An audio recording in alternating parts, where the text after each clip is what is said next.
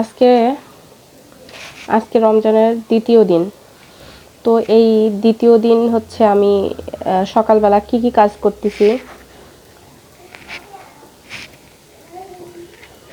পর্যন্ত সকাল থেকে দুপুর পর্যন্ত কি কাজ করতেছি এইটাই আমি আজকে আপনাদের দেখাবো, যে আসলে রমজান মাসেও মহিলাদের কাজের কোনো শেষ নেই।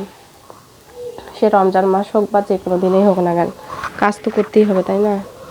কাজের কোনো শেষ নেই, প্রতিদিনই যা যা কাজ করতে হয়। তো সকালে উঠে থালা বাসন তো অনেক ছিল, এগুলো মাজা ঘষা করতেছি। প্রেশার কুকার ছিল, প্লেট ছিল, কড়াই ছিল, আর অনেক কিছু ছিল। আমার বাচ্চাদের প্লেট, বাটি, চামিচ, তো এগুলো সুন্দর করে পরিষ্কার করতেছি।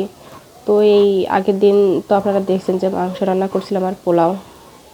তো এগুলো খাওয়ার পর প্লেটে একদম মানে কড়া হয়ে একদম লেগেছিল। তো এগুলো ঘষে ঘষে সুন্দর করে পরিষ্কার করে নিচ্ছি।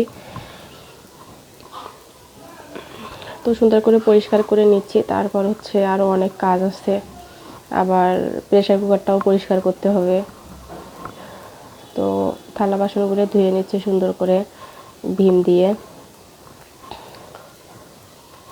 তো এই আর কি, রমজান মাসে সকালবেলা তারপরেও কাজ করতে হইতেছে।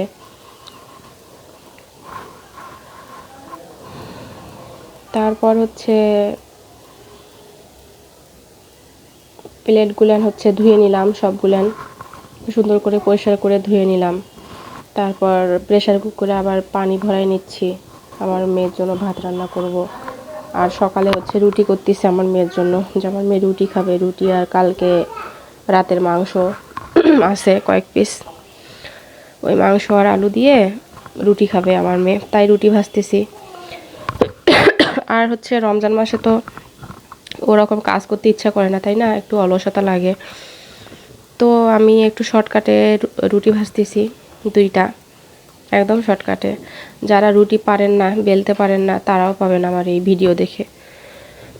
কোনো মানে বেলাবেলি ঝামেলা ছাড়াই রুটি হবে অনেক সুন্দর। শুধুমাত্র অনেক সুন্দর করে আটার একটা গোলা বানিয়ে নেবেন, অনেক সুন্দর করে, মানে বেশি একদম লিকুইডও না বা বেশি ভারীও না, মিডিয়াম। ওটা আমি আপনাদেরকে দেখাবো কিছুক্ষণ পরে। তো এভাবে আর কি রুটি বানাই নিচ্ছি। রুটিগুলো একটু তেল দিয়েছিলাম, হালকা সামান্য একটু তেল দিয়েছিলাম, তাহলে খাইতে ভালো লাগবে, যেহেতু আমার মেয়ে ছোটো। তো এই জন্য হালকা সামান্য একটু তেল দিছি, বেশি তেল খাওয়া আবার ভালো না। তেল দিয়ে সুন্দর করে এপিট ওপিট করে নিচ্ছি, সেঁকে নিচ্ছি। তো আমার ইন্ডাকশনের পাওয়ারটা একটু কমাই দিলাম, 500 করে দিলাম। বেশি দিলে আবার হয়, মানে ধোয়া উঠে যায় উপর দিয়ে এরকম। তো দেখেন আমার আটার গোলাটা কীরকম, দেখেই বুঝতে পারতেছেন যে কীরকম, মানে কতটা আমি পানি দিছি। তো ডাবু দিয়ে এক ডাবু নিছি। তারপর হচ্ছে এভাবে কড়াই দিয়ে মানে গোল করে, আমরা যেরকম করি না, কি বলে, পাটিসাপটা পিঠা করি না, এরকম করে দিচ্ছি সুন্দর করে। তো দেখেন, দেখতেই পাচ্ছেন সুন্দর হয়েছে না? একদম মানে রুটির মতো, মানে যেরকম আমরা হাতে বেলি না, একদম সেম ওরকম হাতে বেলা রুটির মতো হয়েছে। তারপর রুটিটা একটু উল্টাই দিলাম, এপাশে হয়েছে। সুন্দর হয়েছে না? কালারটা দেখেন, হালকা বাদামি বাদামি কালার।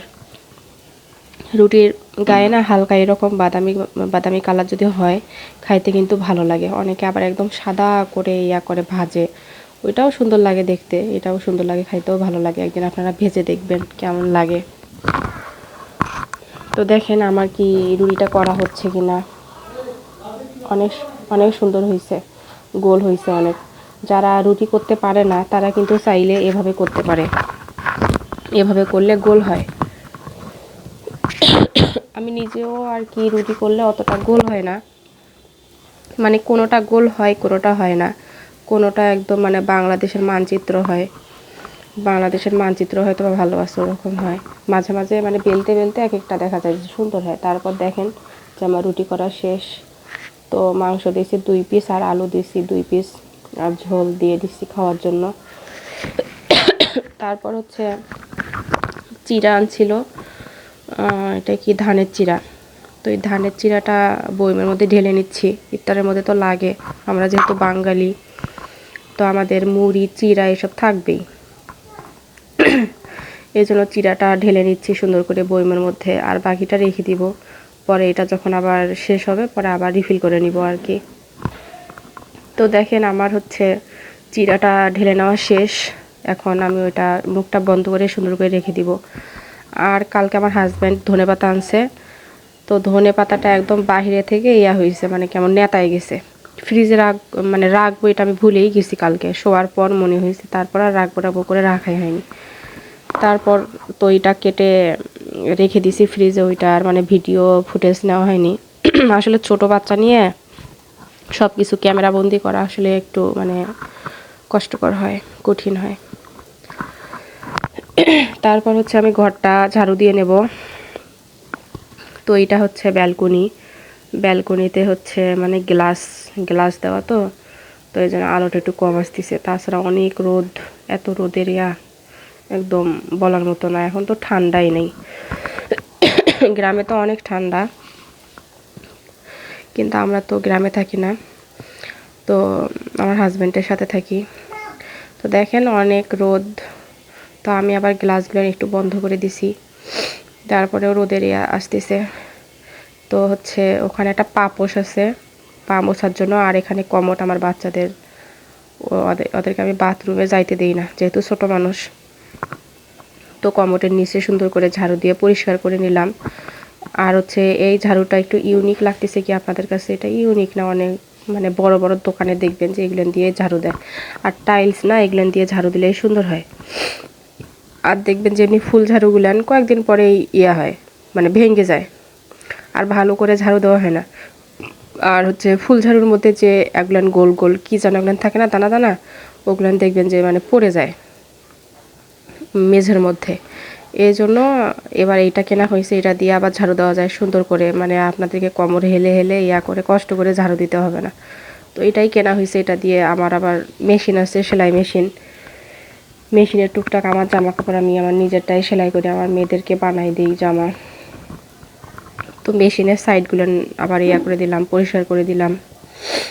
আর আমার মেয়ে দেখেন দুষ্টামি করে ওর বাবার টুপিটা আমার ওই মেশিনের মাথার মধ্যে করছে, রেখে দিছে। তো দেখলাম যে টুপির মধ্যে হালকা একটু ময়লা, টুপিটা আবার ঝাড়ু দিয়ে মানে একটু পরিষ্কার করে নিলাম। আর হচ্ছে আমার একটু সর্দি, তো এই জন্য ভয়েস দিতে হয়তো বা একটু আপনাদের শুনতে হইতেছে, তো এটা ইগনোর করিয়েন। তারপর এই তো ঝাড়ু দেওয়া আবার শেষ ব্যালকনিটা, তারপর রান্নাঘরটা এখন একটু ঝাড়ু দিয়ে নিচ্ছি। তো এই তো রান্নাঘরে অনেক ময়লা টয়লা ছিল, প্রতিদিনেই ঝাড়ু দেই, মানে 2 বা 3 বার করে ঝাড়ু দেই। এটা যদি 2 বা 3 বার আপনাদেরকে ভিডিও করে দেখাই তাহলে কেমন না? তো প্রতিদিন মানে এত ঝাড়ু দেই, তারপরেও যে কোত্থেকে ময়লা আসে কে জানে। তো আবার এই যে সুন্দর করে ঝাড়ু দিয়ে নিচ্ছি, আবার দেখবেন যে আবার ঝাড়ু দিতে হবে।